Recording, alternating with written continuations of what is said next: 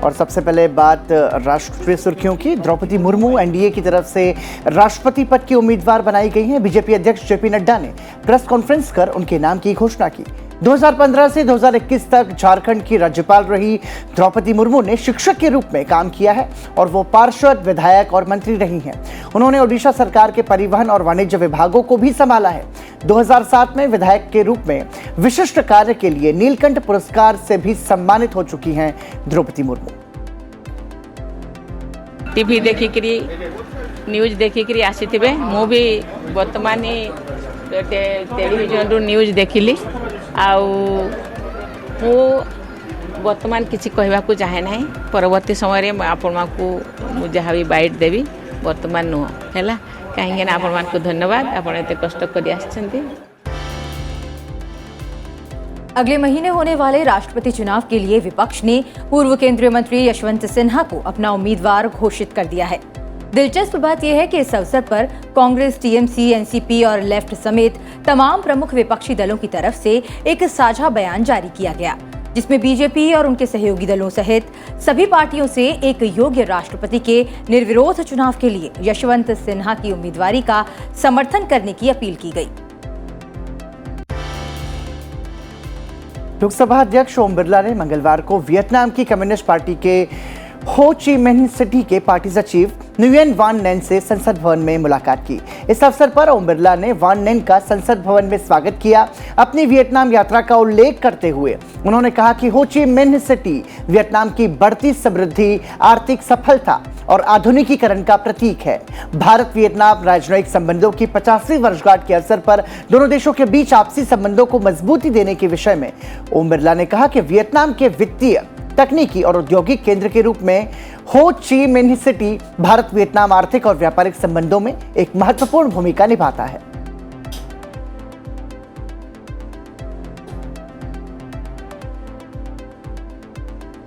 होने के साथ साथ सामाजिक और आध्यात्मिक महत्ता भी है। दुनिया के अंदर योग के कई रिसर्च हुए हैं, लेकिन योग की बीमारियों का रिसर्च आपने अपने खुद ने किया है। दुनिया के अंदर महाराष्ट्र में महाविकास अघाड़ी सरकार पर फिर से संकट के बादल घिर गए हैं। इस बार शिवसेना के नेता एकनाथ शिंदे के बगावती रुख के चलते उद्धव ठाकरे सरकार खतरे में पड़ती दिखाई दे रही है। ताजा खबरों के अनुसार अभी तक अपने साथी विधायकों के साथ सूरत में रह रहे एकनाथ शिंदे अब 34 समर्थक शिवसेना विधायकों के साथ असम रवाना हो रहे हैं। माना जा रहा है कि उनके साथ 7 निर्दलीय विधायक भी हैं। कल शाम को महाराष्ट्र के मुख्यमंत्री उद्धव ठाकरे ने एकनाथ शिंदे से मोबाइल पर बात कर उन्हें मनाने का प्रयास भी किया, लेकिन एकनाथ शिंदे ने कांग्रेस, एनसीपी का साथ छोड़ बीजेपी के साथ सरकार बनाने की शर्त पर वापस आने की बात कही, जिसे उद्धव ठाकरे ने अस्वीकार कर लिया।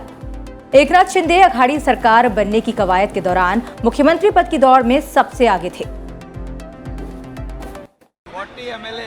अभी यहाँ मौजूद है और सभी लोग जो है, हम बाला साहब ठाकरे जी का जो हिंदुत्व है इस और उनकी जो भूमिका है उसको हम लोग आगे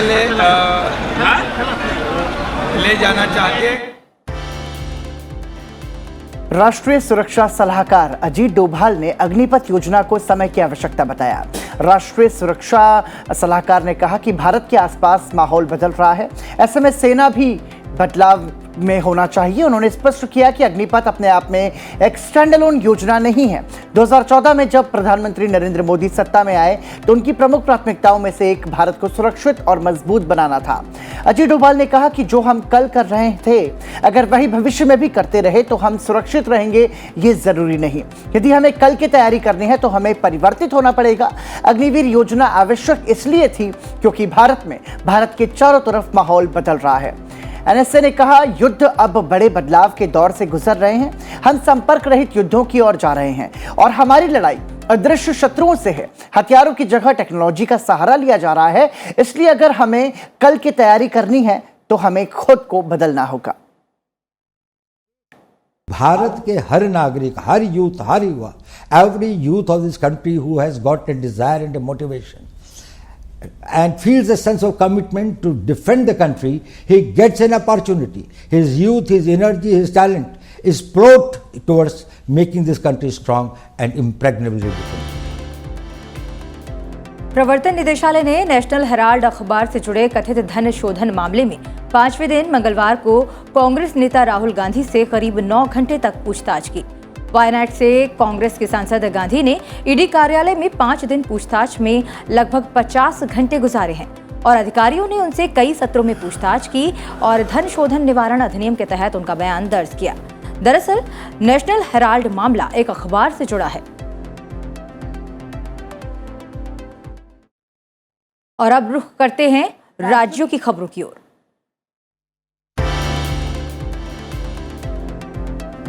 झारखंड एकेडमिक काउंसिल यानी कि जेएसी ने 10वीं और 12वीं की बोर्ड परीक्षा के रिजल्ट जारी कर दिए हैं। राज्य के शिक्षा मंत्री जगन्नाथ महतो ने मैट्रिक और इंटरमीडिएट परीक्षा का रिजल्ट जारी किया। 12वीं में कुल 92.19% विद्यार्थी पास हुए हैं, जबकि 10वीं में 95.06% विद्यार्थी पास हुए हैं। असम में बाढ़ की स्थिति बिगड़ने से 7 लोगों की मौत हो गई है। अधिकारियों के मुताबिक असम में बाढ़ की वजह से हालात और ज्यादा खराब हो गए हैं, जिससे 32 जिलों के 55 लाख लोग प्रभावित हुए हैं। अधिकारियों का कहना है कि ब्रह्मपुत्र, बराक और उनकी सहायक नदियां उफान पर हैं। इस बीच असम के मुख्यमंत्री हेमंत बिस्वा ने बाढ़ प्रभावित नलबाड़ी और कामरूप जिलों का दौरा कर राहत और बचाव कार्य की समीक्षा की। उन्होंने कहा कि जल्द ही बाढ़ प्रभावित लोगों के लिए राहत पैकेज की घोषणा की जाएगी। मेघालय के दक्षिण गारो हिल्स में बाढ़ भूस्खलन ने कहर बरपाया है। कई इलाकों में सड़कें अवरुद्ध हो गई हैं, पुल बह गए हैं, मोबाइल कनेक्टिविटी टूट गई और बिजली आपूर्ति बाधित हो गई। इस आपदा से करीब 40,000 लोग प्रभावित हुए हैं। कर्मचारी चयन आयोग ने कहा है कि वो केंद्र सरकार के विभागों में करीब 70,000 रिक्त पदों को भरने की प्रक्रिया शुरू करेगा। आयोग की ये घोषणा इसलिए महत्वपूर्ण है क्योंकि प्रधानमंत्री नरेंद्र मोदी ने पिछले सप्ताह केंद्र सरकार के विभिन्न विभागों से अगले 1.5 साल तक मिशन मोड पर 10 लाख लोगों को भर्ती करने को कहा है। प्रवर्तन निदेशालय ने पूछताछ के लिए महाराष्ट्र के मंत्री और शिवसेना नेता अनिल परब को आज फिर तलब किया है। इससे पहले मंगलवार को ईडी ने अनिल परब से करीब 10 घंटे पूछताछ की थी। ओडिशा के नुआपाड़ा जिले में नक्सली हमले में सीआरपीएफ के 3 जवान शहीद हो गए। ये हमला उन पर तब हुआ जब वो सड़क खोलने की टीम के साथ काम कर रहे थे। मध्य प्रदेश के मुख्यमंत्री शिवराज सिंह चौहान उज्जैन में बीजेपी के मेयर प्रत्याशी मुकेश तत्वाल के समर्थन में आयोजित जन आशीर्वाद रैली में शामिल होंगे।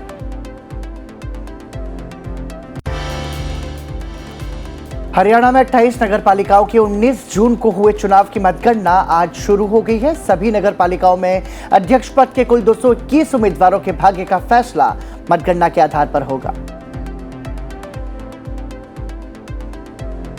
और आइए अब नजर डालते हैं अंतर्राष्ट्रीय सुर्खियों पर। प्रधानमंत्री नरेंद्र मोदी इस सप्ताह 5 देशों के समूह ब्रिक्स के डिजिटल माध्यम से आयोजित होने वाले शिखर सम्मेलन में चीनी राष्ट्रपति शी जिनपिंग और रूसी राष्ट्रपति व्लादिमीर पुतिन के साथ जुड़ेंगे। सम्मेलन में यूक्रेन पर रूस के हमले से उत्पन्न भू राजनीतिक विषय अहम रहेगा। विदेश मंत्रालय ने मंगलवार को कहा कि चीन के राष्ट्रपति जिनपिंग के आमंत्रण पर प्रधानमंत्री नरेंद्र मोदी 23 और 24 जून को ब्रिक्स के वार्षिक शिखर सम्मेलन में डिजिटल माध्यम से भाग लेंगे। इसमें 24 जून को अतिथि देशों के साथ वैश्विक घटनाक्रम पर एक उच्च स्तरीय वार्ता भी शामिल है।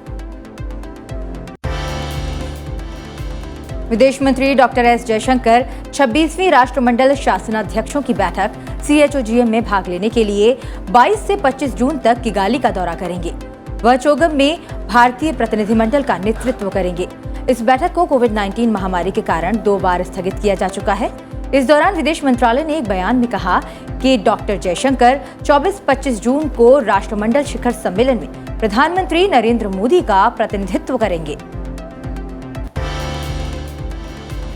रूस ने गैस आपूर्ति कटौती की है, जिस वजह से पूरे यूरोप में अफरा तफरी मची हुई है। रूस ने बीते एक सप्ताह में यूरोपीय देशों को गैस आपूर्ति की मात्रा घटाकर आधी कर दी है। यूरोपीय नेताओं और व्यवसायों को इस बात की आशंका है कि इस कटौती से अगले सदियों तक सर्दियों तक आर्थिक और राजनीतिक संकट पैदा होंगे। रूस ने पिछले हफ्ते जर्मनी सहित 5 यूरोपीय संघ देशों को गैस की आपूर्ति कम कर दी, जो सबसे बड़ी अर्थव्यवस्था है, जो बिजली और बिजली उद्योग उत्पन्न करने के लिए मॉस्को की गैस पर बहुत अधिक निर्भर भी है। वरिष्ठ राजनयिक रुचिरा कंबोज को मंगलवार को न्यूयॉर्क में संयुक्त राष्ट्र में भारत की स्थायी प्रतिनिधि नियुक्त किया गया। वर्तमान में 1987 बैच की भारतीय विदेश सेवा अधिकारी रुचिरा कंबोज भूटान में भारत के दूत के रूप में कार्यरत हैं। बता दें कि कंबोज भूटान में भारत की पहली महिला राजदूत हैं। वो संयुक्त राष्ट्र में भारतीय राजदूत के रूप में टीएस तिरुमूर्ति का स्थान लेंगी। मालदीव की राजधानी स्थित नेशनल फुटबॉल स्टेडियम में मंगलवार को धार्मिक कट्टरपंथियों की भीड़ ने अंतर्राष्ट्रीय योग दिवस से संबंधित एक कार्यक्रम में धावा बोल दिया और इसे अस्थायी रूप से बाधित कर दिया। इस दौरान भीड़ ने तोड़फोड़ की और संपत्ति को नुकसान पहुंचाया। पुलिस ने इस संबंध में 6 लोगों को हिरासत में लिया है। ऑस्ट्रेलिया ने घोषणा की है कि वो संकटग्रस्त श्रीलंका को तत्काल भोजन और स्वास्थ्य देखभाल संबंधी जरूरतों को पूरा करने और आर्थिक सुधार का समर्थन करने के लिए $5 करोड़ देगा। ऑस्ट्रेलिया के गृह मंत्री क्लेयर ओनील ने, जो इस समय श्रीलंका के दौरे पर हैं, उन्होंने राष्ट्रपति गोटाबाया राजपक्षे और प्रधानमंत्री रानिल विक्रमसिंघे से मुलाकात की। ये सहायता विशेष रूप से महिलाओं और बच्चों के लिए होगी। इसमें स्वास्थ्य सेवाओं और आर्थिक सुधार पर जोर दिया जाएगा। अमेरिकी राष्ट्रपति जो बाइडेन ने भारतीय अमेरिकी वैज्ञानिक डॉक्टर आरती प्रभाकर को office of science and technology policy के निदेशक के रूप में नामित किया। यदि सीनेट द्वारा पुष्टि की जाती है तो डॉक्टर प्रभाकर पहली महिला अप्रवासी होंगी जो ये इतिहास रचेंगी। बाइडेन ने डॉक्टर प्रभाकर को एक शानदार और उच्च सम्मानित इंजीनियर और व्यवहारिक भौतिक विज्ञानी बताया। इजराइल में सत्ता छोड़ रही गठबंधन सरकार संसद भंग करने के लिए इस हफ्ते एक विधेयक लाएगी। अगर संसद भंग हुई तो देश में 3 साल के अंदर 5वीं बार संसदीय चुनाव होंगे। हांगकांग का मशहूर जंबो फ्लोटिंग रेस्टोरेंट यानी तैरता हुआ होटल दक्षिण चीन सागर में डूब गया है। हादसे में कोई हताहत नहीं हुआ है, लेकिन तैरते रेस्टोरेंट को बचाने के सभी प्रयास नाकाम रहे।